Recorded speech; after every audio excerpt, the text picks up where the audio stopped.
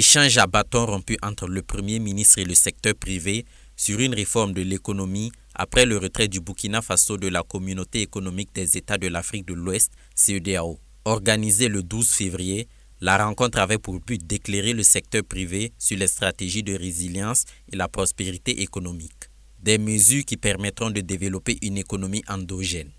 Tout ce que nous entreprenons, à savoir l'économie endogène, c'est pour l'intérêt de nos populations et du secteur privé. Nous allons pouvoir, de façon autonome, négocier les futurs accords dans l'intérêt respectif de chaque peuple. Et si nous arrivons réellement à réaliser la politique du chef de l'État, qui est le développement endogène, nous allons accroître nos capacités de production et de transformation. Et c'est les autres qui viendront maintenant chez nous chercher ce qu'ils veulent à nos conditions. Des inquiétudes ont vu le jour après le retrait des pays du Sahel de la CEDEAO, notamment l'augmentation des taxes sur les produits des autres pays de la communauté. Mais le Premier ministre rassure que des opportunités s'offrent au pays. C'est une opportunité qui nous est offerte. Nous avons maintenant un grand espace. Un grand espace, n'est-ce pas? 3 pays réunis, déterminés. Et rien qu'à l'intérieur de ces 3 pays, nous pouvons construire une économie solidaire et prospère sans même avoir besoin de qui que ce soit encore. Des avantages comme la création d'un marché interne entre États du Sahel ou le libre choix de partenaires commerciaux sont des stratégies envisagées par le gouvernement. Ce retrait nous offre d'immenses possibilités de mener des négociations et de signer des accords commerciaux avec des partenaires de choix sans que le Burkina Faso ne soit obligé de s'aligner sur la position de la CEDEAO.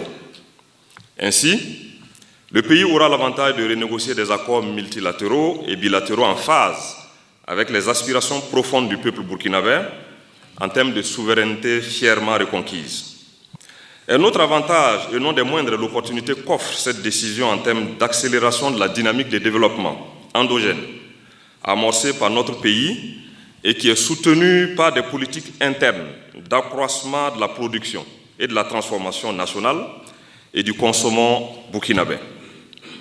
Par ailleurs, cette décision collégiale de retrait de la CEDEAO des 3 pays frères va davantage dynamiser les échanges intracommunautaires au sein de l'AES par la création du commerce intégré.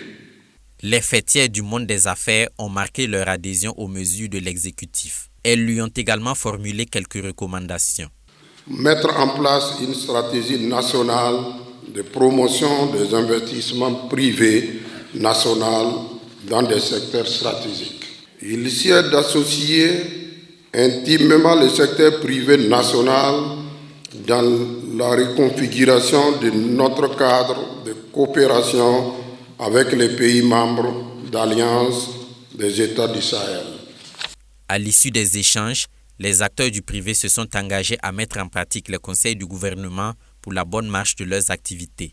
Nous demandons l'application et dans le prise de décisions dans tous les niveaux, parce que nous aussi, on doit essayer de trouver un cadre et que nous aussi, on va reverser nos inquiétudes, comment aussi nous aussi on peut accompagner les choses, comment on peut travailler en tandem pour tirer plus de profit. L'artisanat est l'un des secteurs dont les produits s'exportent le plus. Ces acteurs ont décidé de se réorganiser pour s'adapter au contexte actuel. Nous, qui sommes du secteur de l'artisanat, c'est pour dire nous faisons partie du secteur privé. Ce sont nos artisans qui exportent l'identité culturelle du Burkina vers d'autres pays. On va se réorganiser, suivre en tout cas le mécanisme de reconfiguration et de réorganisation afin que nous puissions nous adapter à ce que le gouvernement nous propose. Malgré le retrait de l'AES, le gouvernement envisage d'établir des accords bilatéraux avec d'autres États membres de la communauté, tout en préservant une marge de liberté dans les échanges commerciaux.